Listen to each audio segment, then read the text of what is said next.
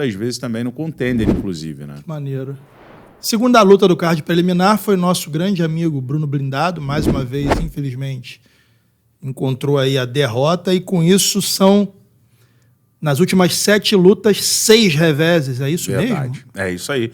Nessas últimas 7 lutas ele só venceu o Brad Tavares, né? Caralho. Só venceu o Brad Tavares. Perdeu pro Chara, perdeu pro Chris Weidman, quer dizer, algumas derrotas duras. Começou naquela sequência perdendo pro Poatan primeiro. Sim. E aí depois ele não conseguiu mais Se encontrar mais. Se encontrar. Cara, e foi uma pena. Eu achava que essa luta o Bruno tinha condições de vencer. Por quê? O Naurdiev ele estava voltando, era um cara que tinha 4 lutas no UFC, 2 vitórias e 2 derrotas, saiu. Fez 7 lutas fora, dessas 7, 6 no Brave. No Brave ele estava com 3 vitórias e 3 derrotas. E o Brave, assim, se você colocar a prateleira, elencar, não tem nem comparação com o UFC. Falei, o cara não tava... Só que ele lá no Brave, ele estava lutando de 7-7. E veio lutar de 8-4. E eu acho que ele ficou muito à vontade nessa categoria. Mais forte, né? Mais forte. E foi um lutador bem dinâmico na luta. Ele me surpreendeu, né? Ele estava conseguindo dificultar a leitura do Bruno. Eu acho que em muitos momentos o Bruno acabou, cara, assim, não conseguindo apresentar o volume de golpes que ele costumeiramente aplica, né? Porque é um grande striker. Eu achei ele mais lento, cara. Também. Né? Eu até achei que o problema deveria ter sido no corte de peso, não sei, né? Se de repente ele sentiu, mas depois ele soltou um vídeo. Sim. Falou que tá tendo crises de ansiedade e tudo mais. E, cara, de repente é o momento de se cuidar, né? É isso aí. É o momento de se cuidar e dar a volta por cima. Quantos anos o Blindado tem? Consegue ver aí, Felipe? Acho que ele deve estar com uns 35, né? Por aí. Idade de Bruno Blindado? O Bruno deve estar com 35. 35 anos. É isso aí. Agora, e assim, é difícil com essa sequência ele ficar na organização, né? É muito difícil, porque... Provavelmente... 6 derrotas em 7 lutas... É muito difícil. Por mais que a penúltima luta dele contra o Chris Weidman teve toda aquela situação do dedo no olho, que foi realmente... prejudicou, porque a gente sabe... quem treina, às vezes... eu já treinei jiu-jitsu. E, eu já tomei... O dedo no olho é um tiro, meu irmão. Dedo no olho queima pra caramba, incomoda. E você demora a voltar a enxergar. Sim. Não vai ser em 2 minutos ali, 3 esperando, você vai voltar a enxergar direito. Mas, assim, de qualquer maneira, nessa luta de retorno, que eu esperava um Bruno com uma postura diferente, ele estava muito abaixo do que ele podia entregar. Sim. Entendeu? E eu entendo que a questão psicológica é um peso, e aí, por isso que você precisa saber o momento que você... pode entrar no game ou não, porque é uma oportunidade da vida, entendeu? Cara, esse ponto é importante. Ó. Você saber o timing de aceitar ou não, claro que a gente falando daqui, a gente não entende a quantidade de boletos que estão para vencer, o dinheiro que ele precisa, e etc, etc, etc. Mas a partir do momento que você entrou, já era. Já era, irmão. Porque... dependendo da situação, por exemplo, Bruno, um revés, pode ser que ele não saia, mas ele tem que contar que, se eu perder, eu vou sair. Porque, afinal de contas, são 6 derrotas. E aí você tem que medir se sair vai te prejudicar mais do que você negar a luta, esperar uma próxima oportunidade, correr atrás aí da questão mental. Mas, enfim, perdeu... tudo de melhor para o Brunão, torço para ele daqui, para que ele se encontre aí de novo no caminho do esporte que ele tanto ama fazer e escolheu como profissão. E a noite não foi boa para a galera do André Dida no geral, porque o Bruno Huck também, logo na sequência...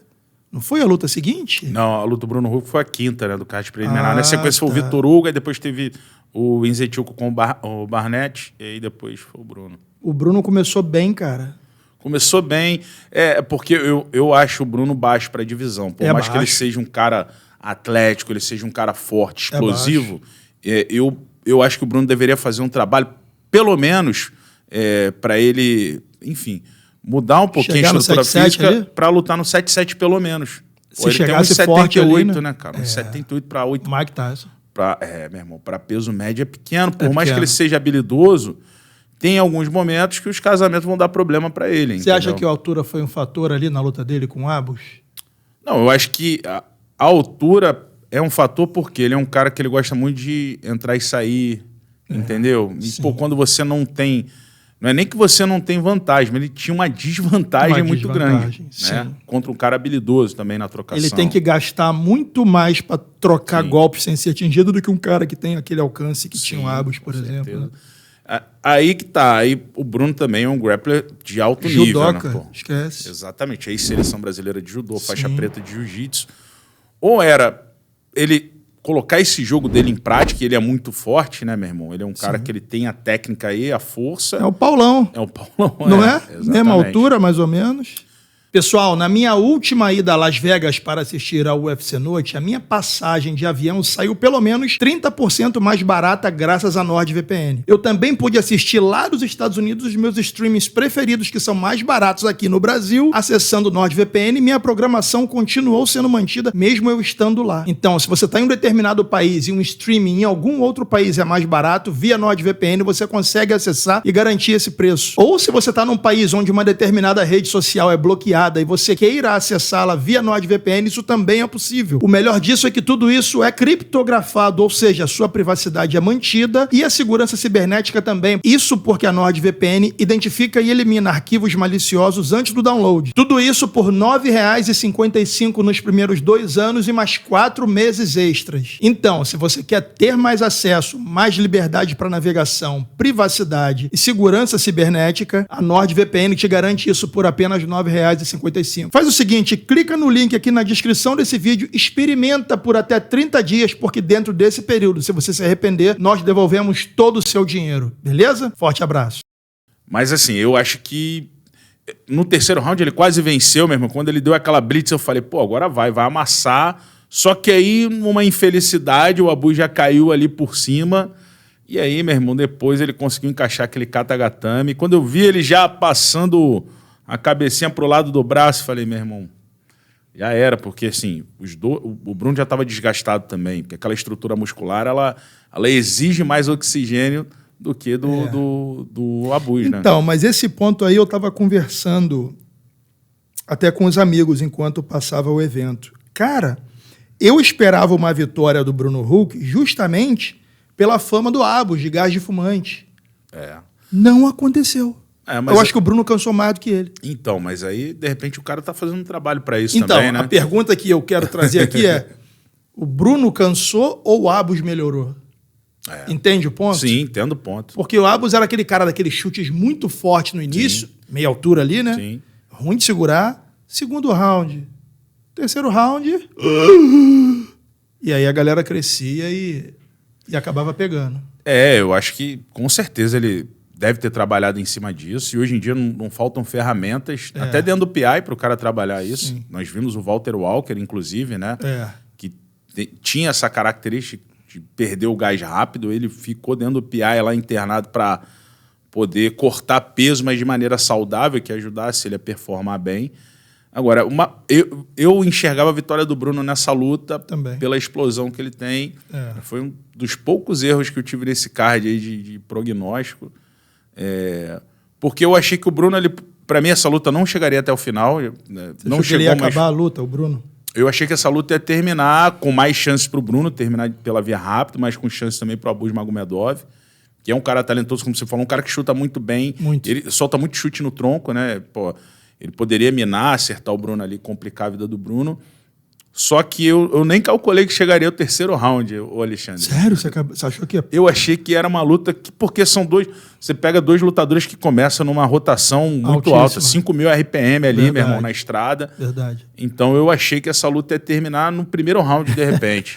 Então, terminou no primeiro e terminou por finalização, coisa que você também não esperava, né? Não esperava, até pelo nível que o Bruno tem de luta agarrada, de jiu-jitsu. Katagatame que foi se desenhando. Acho que você na narração até falaram, ó o Katagatame aí. A galera tava trazendo comentário, foi... Ó o Katagatame aí. Eu falei, ih, fodeu, meu irmão. E ele já tinha... Pô, e ali ele já tava passando por lá, ele já tava jogando o joelho ali na altura da cintura do Bruno. Então, e aí, meu irmão? Ali pra mim tava muito claro que o Huck tava exausto. Tava exausto, mas tava. Exausto. Porque depois daquela blitz que ele deu, ele gastou... Meu irmão, ele ficou ali com 2 litros de gasolina só no tanque. Pô, com o carro cheio pra subir o morro. Tu tem que ir devagarzinho, senão acaba e tu não chega. E era o que ia acontecer com o Bruno ali. Caraca. Então, por isso que a facilidade do Magomedov, do Abus, para poder fazer aquela transição, jogar pro lado e só ajustar, foi muito grande. Contra um cara muito... O Bruno nem conseguiu fazer aquele torque para poder diminuir aquela pegada e diminuir aquela pressão no pescoço. Sim. Você acha que o clima lá também ajuda a drenar esse gás, dependendo do tempo de adaptação que eles chegaram lá? Eu não sei quanto tempo a galera do Dia da Evolução chegou. Eu não sei também, cara. Pode ser um ponto. Você tocou num ponto agora que eu nem tinha pensado. Porque são dois atletas. O Bruno também, visivelmente, a gente percebeu, por mais que ele estivesse colocando ali o coração para ficar até o final, mas ele estava muito abaixo fisicamente, né? Sim. De gás mesmo falando, gás. Eu não sei, não estou falando da questão muscular, mas assim, ele não estava conseguindo ser rápido, o raciocínio dele estava mais lento, você percebe que ele estava dando uns chutes assim, e parece que ele saía do game e depois ele se lembrava que ele estava ali mesmo. Tipo assim, eu acho que a cabeça dele era chute e treino, em alguns momentos, cara. Sabe quando você dá o chute, chuta embaixo, bate, depois você voltar para ir para outra sequência?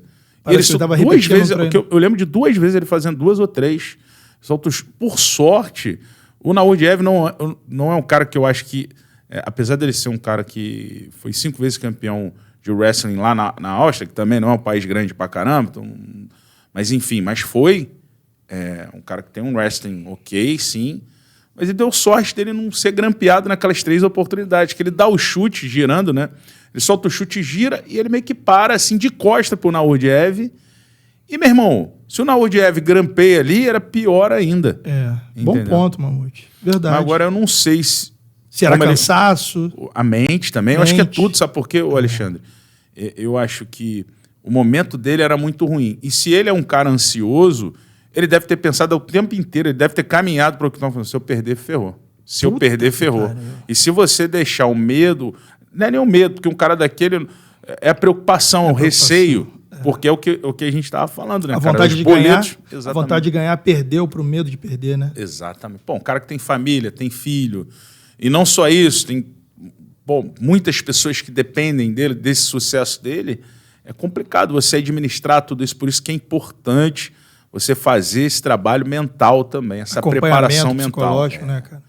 Cara, acho que 2 coisas que eu tenho aprendido são importantíssimas, que eu não sabia, é a consciência alimentar, que eu tenho aprendido muito lá com o Dr. Alberto, com o time de nutricionistas dele lá, com a Camila, com a Yara, com a Nina, e o Dr. Márcio Faraco também, não sei se você teve a oportunidade de conhecer. Não. Ele trabalha com a parte da respiração, ele trabalha com alguns atletas. Irmão, respiração é importante pra caramba. Cara, a gente tem feito um trabalho espetacular. Você tem que dormir com esparadrapo na boca para respirar só pelo nariz. Então, assim, isso só juntando esse mix, como é importante o cara de alto nível, o UFC é alto nível. Para você performar bem, você tem que estar bem amparado em todas as possíveis brechas que você vai ter, inclusive a parte psicológica. Irmão. Totalmente. Então, eu não sei, né? Eu gosto muito do Bruno. O Bruno é paraibano, eu tenho uma ligação muito forte com a Paraíba. Eu não sei quando começou isso já estava há muito tempo, ou se foi uma coisa que, de repente... Porque pode ter acontecido, ele aceitou a luta, pilhado, não, agora vai dar, que não sei o quê... E, de repente, meu irmão, ali, faltando 10 dias, ele começou a ter aquela crise de pânico, né? Não sei, mas é complicado. É por isso que precisa ter um trabalho, um acompanhamento psicológico também. Você tem que Cara, você tem que estar escorado em todas as possíveis brechas que vão fazer você não alcançar aquele teu objetivo. Verdade. Entendeu? Você falou da respiração. Se você quer se vestir da forma mais irada e conectada possível, usando a maior marca de básicos do Brasil, acesse o link na descrição desse vídeo para acessar o site da Hering e ganhe 15% de desconto em qualquer compra, em qualquer quantidade, usando o cupom CONNECT15. A Hering é uma marca que se reinventa, que aposta em moda e eu tenho certeza que vai ficar muito bem em você. Beleza? Acesse aqui e usa o cupom CONNECT15. Abraço.